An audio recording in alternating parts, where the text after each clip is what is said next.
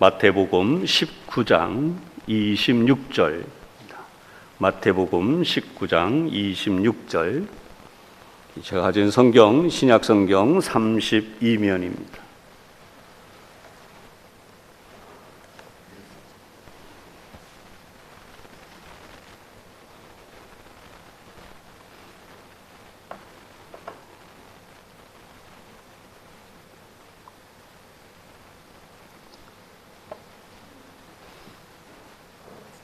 마태복음 19장 26절. 제가 가진 성경 32면 다 찾으셨으면 한 목소리로 봉독하겠습니다. 시작. 예수께서 그들을 보시며 이르시되 사람으로는 할 수 없으나 하나님으로서는 다 하실 수 있느니라. 아멘. 하나님은 다 하신다라는 제목으로 함께 은혜를 나누겠습니다. 오늘도 양쪽에 앞에 있는 분들을 함께 축복하겠습니다. 오늘도 하나님 은혜가 충만하시기 바랍니다. 네. 오늘 말씀이 진행된 것을 잠시 정리해야 되겠습니다. 이 내용을 정리해 보면 한 부자 청년이 찾아와서 예수님께 질문한 내용입니다. 이 16절, 오늘 우리가 있는 본문에서 쭉 올라가면 16절부터 이런 말씀이 있습니다.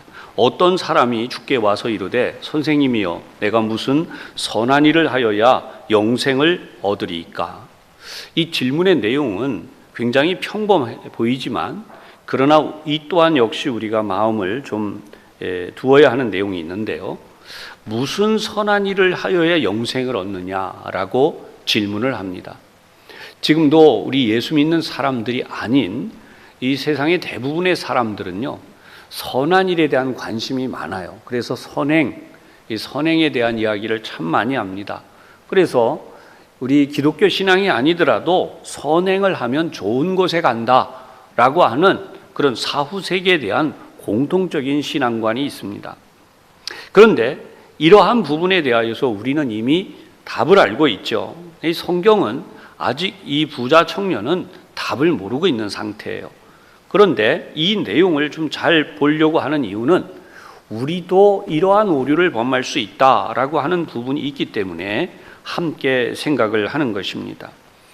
이제 17절로 넘어가면 예수님이 하시는 말씀이 나오죠. 뭐라고 말씀하시느냐 하면 선한 일을 어찌하여 내게 묻느냐 그랬어요. 어찌하여 선한 일을 나한테 묻느냐. 그러면서 선한 분은 오직 하나님 한 분 외에는 없다는 것입니다. 이 부분은 명확하게 인간은 선할 수 없다라고 하는 선을 그어 놓으신 것입니다. 여러분, 우리는 사람들이 선을 행하면 어떻게 된다라고 하는 이 공통적인 소위 말하는 범신적인 사상을 가지고 있어요. 주님은 이것에 대하여 분명하게 선을 그으시고 이제 결론을 설명해 나가십니다. 네가 생명에 들어가려면 계명들을 지켜라. 여기 나오는 계명들이 어떤 내용인지 아시죠? 다 십계명에 관련이 되어 있습니다. 그럼에도 이 청년이 질문을 합니다. 18절, 어느 계명입니까? 라고 할 때 예수님께서는 살인하지 말라, 간음하지 말라, 도둑질하지 말라, 거짓 증언하지 말라 이렇게 말씀해요. 여러분, 당연히 살인하지 말라라고 하는 것에서 이번 살인이라고 하는 것, 이 부분은 예수님은 해석이 다르시죠. 근데 이 청년에게는 얘기가 달라요. 여기 쭉 설명이 내려간 다음에 20절에 이렇게 나오죠. 그 청년이 이르되 내가 다 지키었다고. 이 모든 것을 내가 지키었어. 도대체 뭐가 부족합니까? 라고 질문해요. 아직도 무엇이 부족합니까? 사람의 마음에는 뭔가 그런 갈급함이 있는 것 같습니다. 좋은 일을 많이 하고 선한 일을 많이 해도 뭔가 허전하고 또 어딘가 좀 불안하기도 한 것이죠. 이 청년도 마찬가지입니다. 본인이 생각할 때는 다 지켰다는 것이. 그러나 우리가 예수님의 율법의 설명을 알듯이 살인이라고 하는 것에 대해서 형제를 미워하면 이미 그것이 살인한 죄다라고 하셨고, 간음도 마음에 이상한 생각을 가지면 그것이 간음이다라고까지 말씀을 하셨어요.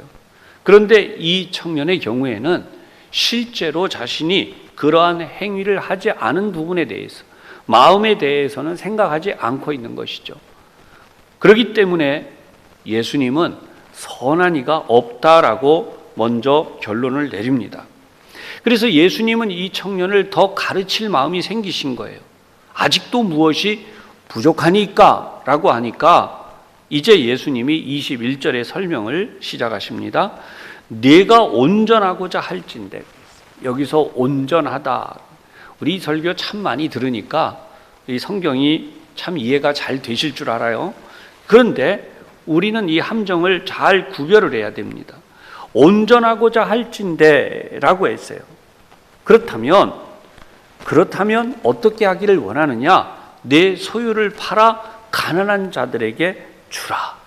그리하면 하늘에서 보화가 내게 있으리라. 이렇게 말씀했어요. 그런데 이 말씀을 듣고 성경은 다른 데 반응하지 않습니다. 이 청년이 반응한 내용은 22절. 그 청년이 재물이 많음으로 근심하며 갔다 그랬어요. 여러분, 이게 근심하고 돌아갈 거리인가? 라고 한다면 이제부터 우리가 한번 생각할 것이 나오는 것이에요. 우리가 신앙생활을 하되 여러분 신앙도 지키고 싶고, 그렇죠? 누구나 다 가지고 있는 그리스도인들의 똑같은 공통점이 그거예요. 신앙도 지키고 싶습니다. 그런데 무엇도 지키고 싶죠? 재산도 지키고 싶습니다. 다른 말로 말하면 신앙도 지키고 부자로 살고 싶기도 합니다. 뭐가 틀렸을까요? 아무리 봐도 틀린 게 없어요. 이거 잘못됐다고 말하면 문제가 있죠. 그런데 주님은 놀랍게도 이 부분에 대하여 우리에게 하신 말씀이 얼마나 대단한가를 잘 알아야 돼요. 주님이 하시는 말씀을 부자인 청년이 오해한 것이 있어요. 그게 무엇일까요? 부자이기를 포기하라 하시는 말씀으로 들은 것이죠. 내 소유를 다 팔아 가난한 자들에게 주라 라고 하시는 말씀을 부자이기를 포기하라 하시는 말씀으로 듣고 뭐 했어요? 근심하며 돌아갔다는 것입니다.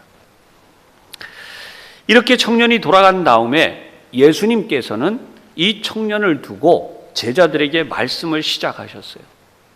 이 내용을 보면 왜 하필이면 그 청년 앞에서 이 말씀 안 하시고 제자들을 앞에서 말씀하시나?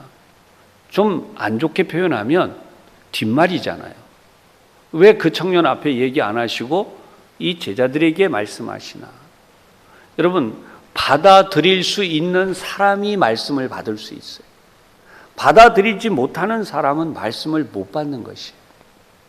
그래서 예수님을 받아들이는, 예수님의 말씀을 받아들일 수 있는 제자들에게 이 말씀을 해주신 거죠. 23절에 보면 예수께서 제자들에게 이르시되 진실로 너희에게 이르노니 부자는 천국에 들어가기가 어려우니라. 안 된다가 아니라 어렵다라고 하셔요. 근데 그 어려움을 어떻게 표현하셨는가? 24절. 낙타가 바늘귀로 통과하는 것이 오히려 쉽다. 뭐보다? 부자가 하나님의 나라에 들어가는 것보다. 갑자기 여기 오는 순간에 앞에 우리가 보았던 말씀이 왠지 이 부자 청년이 돌아가는 것이 그렇게 생각이 되는데 제자들 역시도 이게 이렇게 되는 것이죠. 어떻게 해요? 25절 보세요. 제자들이 듣고 몹시 놀라 그랬어요. 이것은 화들짝 놀랐다라는 문학적인 표현이 아니라 정말 그대로 깜짝 놀란 거예요. 충격이 왔다는, 엄청난 충격을 받았다는 것이에요.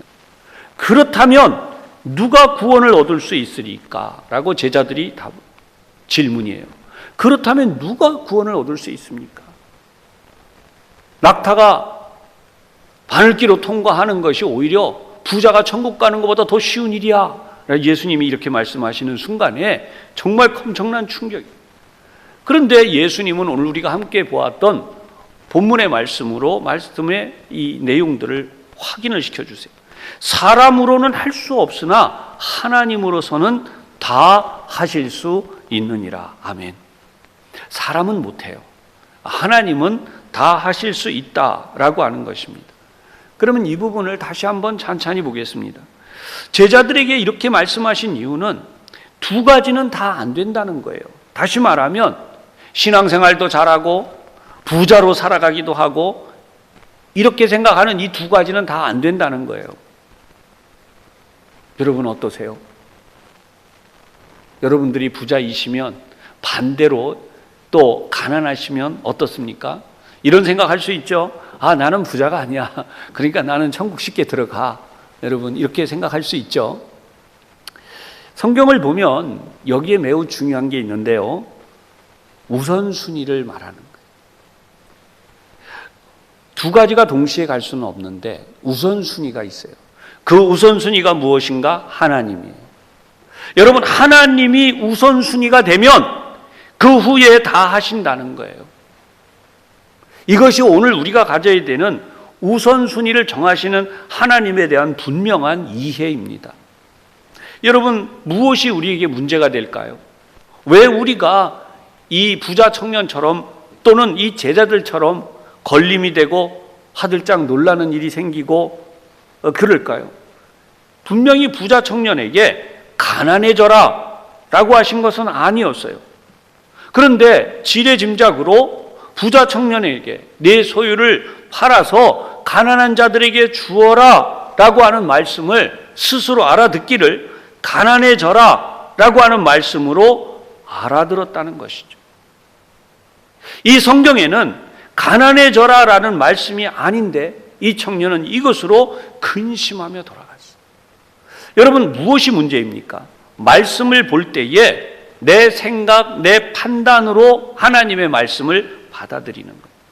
흔히 말하는 필터링이라는 말이 있어요. 필터링한다. 평소에 자기가 어떻게 생각을 하느냐에 따라서 말씀을 받아들이는 것이. 예수님은 명백히 21절에 이렇게 말씀했어요. 내 소유를 팔아 가난한 자들에게 주라. 그리하면 하늘에서 내게 뭐가 있다고요? 보화가 있다. 보화가 내게 있으리라. 이 말을 재해석을 해보면요 이런 말씀이 돼요. 이 세상의 부자는 잠깐이에요. 아무리 많은 부자가 돼도 그 쌓아놓은 걸 흔히 하는 말로 땡전 한 푼 가지고 못 가잖아요. 그런데 진짜 부자는 어떤 부자냐? 하나님 나라에 쌓아놓는 부자랍니다. 하나님의 나라에 재물을 쌓아놓으면 그것은 영원토록 누리는 것이 돼요. 아멘. 지금 이렇게 영원토록 누릴 수 있는 진짜 부자가 되라는데 오해를 하는 거예요. 그리고 근심하며 돌아갔다는 거죠. 아직도 무엇이 부족합니까? 라고 물었다면 이 말씀에 순종해야죠. 내가 온전하고자 한다면 이라고 하는 말씀은 부족함이 없이 되려면 이란 뜻이에요. 온전하다는 단어, 이 부분은 텔레이오스라고 하는 단어인데요. 부족함이 없이 이런 뜻이에요. 부족함이 없다. 정말 네가 부족함을 느낀다면 그 부족함을 느끼지 않게 되려면 내 소유를 다 팔아서 가난한 자들에게 주면 하늘에서 내게 큰 보화가 있으니까. 여러분 이렇게 하나님이 주시는 복의 기회를 예수님 명백히 설명했어요. 근데 여기서 저는 여러분들에게 이 설명의 뒤를 이어서 한 가지를 더 말씀을 드리려고 해요. 주님은요 여기서 끝나지 않으셨어요. 그리고 나를 따르라 하셨어요. 그리고 나를 따르라. 그것을 재물을 주었다고 해서 끝난 게 아니에요. 여러분 세상에는 소위 말하는 기부자들이 많습니다. 많은 재산을 사회에 환원하기도 하시고 좋은 일 많이 하시면 그분들이 다 천국에 가나요? 아니에요. 성경은 명백히 그리고 와서 나를 따르라 라고 되어 있습니다. 그런데 사실 앞에 이 재물만이 아니더라도 이 부자 청년은 여기에서 걸려 넘어졌을 수도 있어요. 여러분 지금도 우리가 신앙생활을 할 때 예수님을 믿는데 왜 많은 사람들이 예수 믿을 때 주저합니까? 예수 믿으니까 술 마시지 말래요, 담배 피지 말래요, 소위 말하는 세상의 재미 보지 말래요, 이런 거 저런 거 남녀 간에도 이런 거 하지 말래요. 하지 말라는 게 많다고 무슨 재미로. 그리고 예수 믿어 보니까 제약도 많고 참 한심해도 보이고 이런 인간적인 것들이 많아요. 이 청년이 볼 때 예수님의 제자가 되는 부분도 마찬가지 아니었을까요? 결국은 단순히 재물을 팔아 구제하라는 거에 걸려 넘어졌는데 예수님을 따라올 수가 없어요. 사실 이 청년은 예수님 앞에 와서 자기가 뭔가 예수님을 인정을 해요. 그래서 예수님께 정말 조언을 듣고 그까지는 하지만 자기 재산을 팔고 예수님을 따라갈 정도로 그렇게 예수님을 인정하고 싶진 않은 거예요. 이 청년의 마음 속에는 자신이 행한 선행, 거기에 대한 부분이 긍지가 있었어요. 자신이 이 율법에 아주 흠이 없도록 지금까지 살아왔다는 것입니다. 이 업적으로 자기 자신이 스스로 도취되어 있는 상태. 어쩌면 이것이 우리의 신앙생활에도 있는지 몰라요. 내가 수십 년 신앙생활 해오고 있는데, 내가 하나님 앞에 이렇게 살고 있는데 여기에 점점 비중이 가 있는지 모릅니다. 그러나 사랑하는 여러분, 이런 마음을 예수님은 분명하게 경계하세요. 정확히 말씀하면 주님이 십자가를 지고 죽으신 그 사실을 알게 될 때까지 이 청년이 따라가지 않고는 하나님의 나라 영생을 얻을 수가 없다는 것입니다. 모든 인간은 저주 아래 있습니다. 하나님의 심판 아래 있습니다. 우리가 다 죄인인 것이죠. 이러한 죄인됨을 완전히 해결받을 수 있는 유일한 길은 예수님을 따라감으로 예수님의 십자가 보혈의 공로를 통해서만 구원이 이루어지는 것이. 오직 우리 주님을 통해서만 율법이 완성되는데 이 청년은 여전히 자기의 행함으로 율법을 완성시켜 왔다고 믿었던 것이죠. 마태복음 5장 17절을 보면 예수님이 이 말씀을 하세요. 내가 율법이나 선지자를 폐하러 온 줄로 생각하지 말라. 폐하러 온 것이 아니요 완전하게 하려 합니다. 아멘. 여러분, 우리는 어떻게 생각하고 있습니까? 우리 자신을 정말 투명하게 보십시다. 부자 청년은 분명히 하나님보다는 그 재물이 더 중요했어요. 이것을 탐심이라고 하죠. 여러분, 이것을 포기할 수가 없어요. 구원은 받고 싶지만 재산은 놓고 싶지 않은 것이에요. 우리가 여기서 가장 주의해야 될 것은요, 예수님을 믿지 않고 부자가 된 사람들의 대부분은 그 재물이 우상입니다. 그리고 재물을 내려놓지 않으면 예수님을 온전히 믿을 수가 없어요. 예수님이 우선순위가 된 사람이라야 예수님이 그 재물을 팔아라, 아멘, 그렇게 하겠습니다가 되지. 여러분, 예수님이 그 말씀을 하셨는데 아까워서 못 판다, 그리고 못 나눠준다, 여러분, 그러면 예수님이 우선이 아니라 그 재물이 우선이라는 증거예요. 그것이 바로 아직도 재물이 우상이 된 것이죠. 사람은요, 그런 존재예요. 물욕에 빠져 있어서 쉽게 나오지 못하는, 심지어 예수님의 제자로 살아도 그런 사람이 가룟 유다였다는 것입니다. 가룟 유다가 어떻게 했습니까? 예수님 발에 향유를 통째로 부어버린 여인을 향해서 왜 그것을 낭비하느냐 그랬어요. 왜 허비하느냐. 예수님보다 그 향유 한 값이 더 중요했어요. 예수님이 그 값이 안 되나요? 예수님 오히려 그것을 가만두라고 하신 것이. 근데 성경은 뭐라고 써 있느냐? 저는 도둑이라 거기에 들어간 것을 훔쳐가는 자라고 말씀합니다. 누가요? 가룟 유다가. 가룟 유다는 결국 알고 보면 예수님을 따르긴 하지만 그는 재물을 위해서 예수님을 따른 것입니다. 여러분, 부자 청년이 돌아가는 모습을 보고 예수님이 하신 말씀이 뭐예요? 낙타가 뭐로요? 바늘귀로. 그랬더니요, 최근 들어와서 이제 그 어떤 책들이 많이 나오는데 이런 이야기도 있죠. 바늘귀 여기 나오는 그것은 실제 우리 바느질하는 그 바늘귀가 아니다. 사람이 들어갈 만한 공간에 뭐가 있는데 또 거기 뭐다라고 해서 지명을 찾아가지고 또 그런 말씀하는 분들이 있어요. 근데 우리가 이미 성경을 잘 알아요.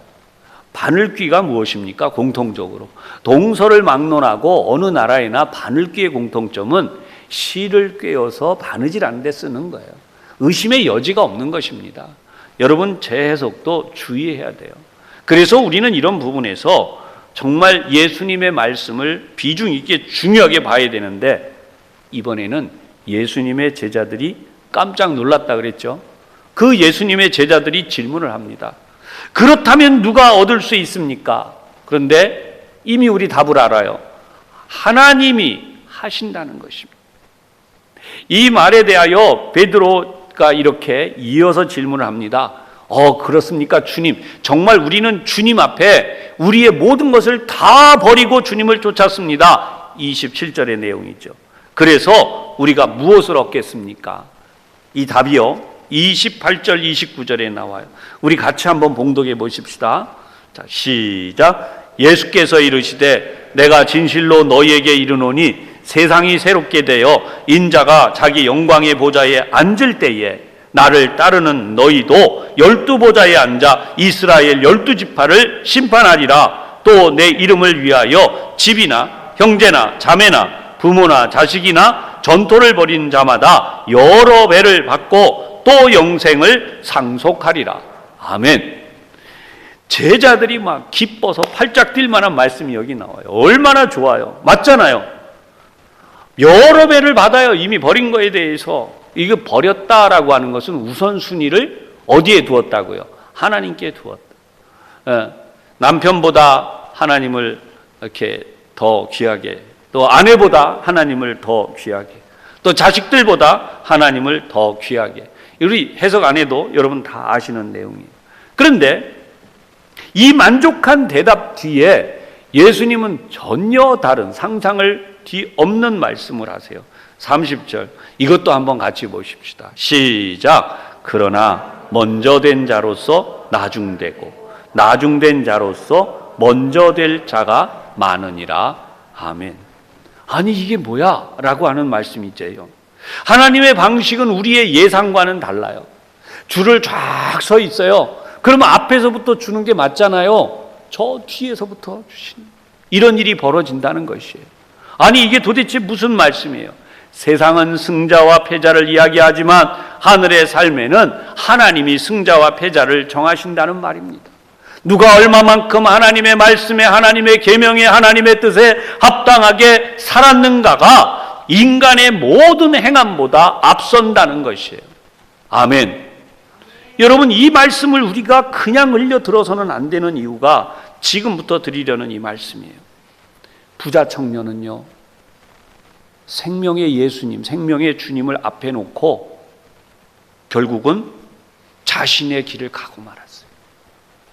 영생의 기회를 상실해버린 거예요. 만약 이 청년이 다시 예수를 믿었다면 모르지만 성경은 그런 얘기가 없잖아요. 생명의 예수님을 눈앞에 두고 그 말씀을 듣고도 그 말씀을 외면하고 자기의 의의를 따라 가고 말았어요. 사랑하는 여러분, 이것이 오늘 우리가 가장 중요하게 봐야 될 우리 자신의 신앙의 현주소예요. My way, 내 길을 가면서 하나님의 뜻이라고 생각하고, 그런데 내 길을 가면서 My way, 내 방식으로 믿으면서 주님을 잘 믿는 것으로 착각하지 말아야 되잖아요.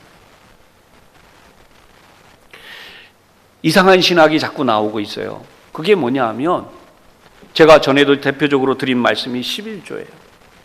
예수님이 분명히 말씀하시기를 이것도 행하고 저것도 버리지 마라 라고 말씀을 했는데 11조를 안 해도 된다라고 하는 신학자들이 나오고, 11조를 안 해도 되는 이유는 그때 당시에 무엇이다, 거기에 의해서 또 어떤 목회자들도 그것이 또 그렇다라고 해서 설교들을 하고 있어요. 분명히 말씀을 드리고 싶어요.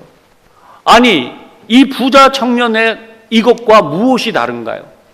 내가 스스로 생각할 때 아니기 때문에 마이웨이를 간 거나, 주님의 말씀이 분명히 있는데, 예수님이 그렇게 말씀하셨는데 그 예수님의 말씀을 자꾸만 사람들이 원하는 대로, 사람들이 환호하는 대로, 기뻐하는 대로 해석을 해서 설교를 하면 어떻게 하자는 거예요? 주님이 말씀하셨는데 주님보다 더 대단한 분이십니까? 주님보다 더 대단한 해석을 한다고 그러면 주님을 대신할 수 있습니까? 그런 의미에서 여러분, 우리는 주님의 조언을 듣는 데 그치는 신앙을 한다면, 그런 신앙생활을 한다면 심각하다는 것이. 이 청년은 주님의 조언을 들으러 왔을 뿐이지 예수님을 생명의 구주로는 인정할 수 없었던 것이. 무엇이 문제라고요? 자신의 생애 전체를 맡기는 삶을 살기에는 믿음이 부족했어요. 다른 말로 표현하면 여러분, 자신의 전 재산을 하나님께 등기해야 돼요. 세상에 등기해 놓은 거 아닙니다. 하나님께 등기해 놔야 돼요. 심지어 내 생명, 내 인생을 하나님께 등기해야 돼요. 하나님께 완전히 이전해야 돼요. 이관해야 돼요.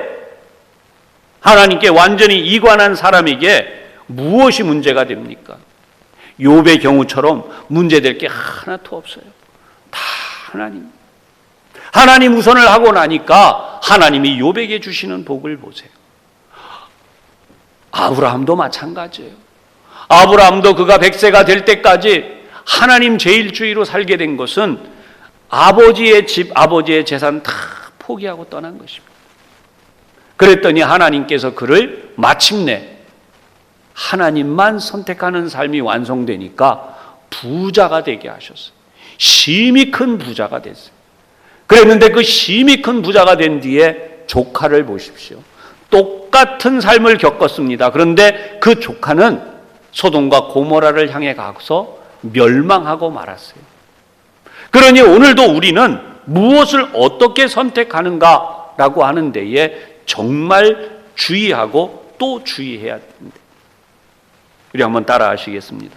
하나님께서는 다 하십니다. 아멘. 하나님은 다 하세요. 하나님은 어떻게 하시나 보십시오. 요한복음 1장에 가면 9절부터 이런 말씀이 있어요. 참빛 그 세상에 와서 각 사람에게 비추는 빛이 있었나니 이 빛이 비춰지면 양심이 깨어 일어나죠. 10절이죠. 그가 세상에 계셨으며 그로 말미암아 세상이 지은 바가 되었대. 세상에 그분이 없이는 안 됐어요. 다. 그런데 세상이 그를 알지 못하요. 지금도 이 세상의 사람들은 예수님을 알지 못해요. 자기 땅에 오매 자기 백성이 영접하지 아니하였습니다. 하나님의 백성들조차도 영접하지 않아요. 그런데 영접하는 자, 곧 그 이름을 믿는 자들에게는 하나님의 자녀가 되는 권세를 주셨으니 이는 혈통으로나 육정으로나 사람의 뜻으로 나지 아니하고 오직 하나님께로부터 난 자들이니라. 아멘. 하나님께로부터 난 자가 되는 비결이 여기에 중요하다는 것이죠. 우리가 모두 다 하나님께 맡겨드리고 우리는 내가 순위가 몇 변이냐 그게 중요한 게 아니에요. 내가 가진 게 얼마냐 그게 중요한 거 아니에요. 내가 얼마나 잘 믿어왔냐 그거 중요한 거 아니에요. 당연히 잘 믿어야 되는 거 맞아요. 그런데 내 공로가 아니라니까요. 하나님을 믿는 믿음에 대하여는 항상 어떤 마음으로 가야 돼요? 1등이 되기 위한 정말 최선의 삶을 살아야 돼요. 오늘도 이 말씀을 듣는 교우 여러분, 혹여라도 이 말씀을 듣고 내가 이렇게 믿음 생활했는데 별 의미가 없다는 거냐? 그런 오해는 하지 마세요. 다시 말씀드리지만 진정한 부자가 되는 비결, 진정한 구원의 길에서 하나님께 영광 올리는 것은요, 이 세상이 아니라는 거예요. 자꾸 우리도 모르게 이 세상 거에 마음을 두는 것입니다. 하나님의 나라의 마음을 둬야 돼요. 예수님을 따르려면, 만약에 이 부자가 예수님을 따르려면 그 재물을 그냥 두고 오면요, 늘 무슨 생각하겠어요? 재물이 잘 있나? 잘 운영되고 있나? 그게 관리는 잘 되나? 또 어떻게 요즘 우리로 말하면 시세에 맞춰서 뭐가 잘 돼? 여러분, 그렇게 해서는 안 된다는 것입니다. 오직 하나님 제일주의, 예수님께 내 인생까지도 완전히 맡길 만큼 모든 것을 이전에 드려야만 되는 것이에요. 할렐루야. 진짜 부자로 사시기를 축복합니다. 코로나 시대의 염려와 근심으로 살지 말고 진짜 부자가 되시면 이 코로나 때에 아무 염려 없이 살아. 오늘 우리 모든 교우들이 이 말씀대로 실천함으로 육종으로 난 사람이 아니라 하나님께로부터 난 자들이 되시기를 주님의 이름으로 축원합니다. 네, 기도하겠습니다. 하나님 아버지, 종종 우리가 보면 하나님 복 받아서 우리가 더 넓은 집으로, 또 우리 직장도 더 좋은 곳으로, 우리 자녀들도 더 좋은 곳으로 옮겨갔습니다. 그런데 어려워지면 그것들을 유지하기 위해서 하나님 유지하는 경비가 필요합니다. 더 많이 하나님의 복이 필요합니다. 우리 그렇게 기도도 하지만 염려도 커지고 있습니다. 하나님, 저희들이 이 코로나 때에 힘들고 어렵다고 하지만 알고 보면 하나님은 모든 것을 다 하시는 분이시기에 우리가 이 어려운 중에도 넉넉히 살고 승리하게 하실 줄로 분명히 믿는 믿음을 가져야 함에도 하나님, 저희들이 혹 이 어리석은 부자 청년처럼 그런 길을 가고 있지 않는지 저희들 자신을 돌아봅니다. 이제 다시 한번 제자들처럼 주님을 따라 나서지만 또 주님이 말씀하신 대로 먼저 된 자가 나중되고 나중된 자가 먼저 될 수 있다는 말씀 아래서 우리가 참으로 온전히 하나님께만 집중하는 삶이 되게 하여 주시옵소서. 성경의 지식은 많지만 그 말씀을 제대로 지키지 못함으로, 아니 내 방식대로 믿어감으로 하나님 앞에 진정으로 믿음의 삶을 살지 못하는 일이 없도록 저희들을 온전히 오늘도 들은 하나님의 말씀 앞에 순종하며 살게 하여 주시옵소서. 예수님 이름으로 기도하옵나이다. 아멘.